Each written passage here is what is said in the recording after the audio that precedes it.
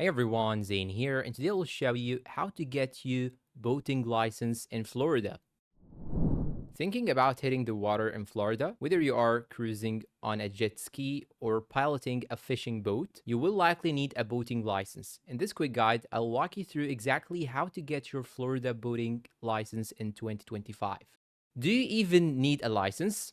If you were born on or after January 1, 1988, and you want to operate a motorized boat with 10 horsepower or more in Florida, you need a boating safety education ID card, which acts like a boating license in Florida. If you are younger than 14, you can take the course, but you are not legally allowed to operate a motorized boat alone. Take an approved boating safety course. Next, you should take a Florida approved boating safety course. The most popular option, online courses that are certified by the Florida Fish and Wildlife Conservation Commission, or also known as FWC. Popular providers are boated.com, botterexam.com, or acebotter.com. Most courses take about 3 to 4 hours and include videos, quizzes, and a final exam. And good news, some of them are completely free, while others cost around $30.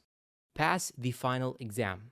Once you finish the course, you will need to pass a multiple choice final exam. The passing score is usually 80%, but do not stress. You can retake it if you do not pass the first time. Get your temporary certificate. After passing, you will immediately get a temporary certificate by email. You can use this to go boating right away while you wait for your official card to arrive in the mail. Receive your official boating ID card.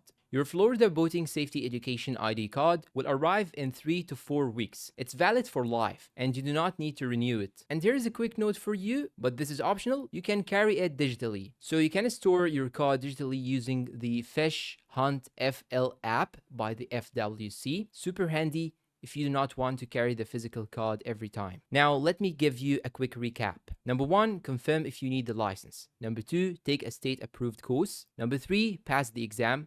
4, get your temp certificate. 5, receive your permanent card, and you are ready to cruise.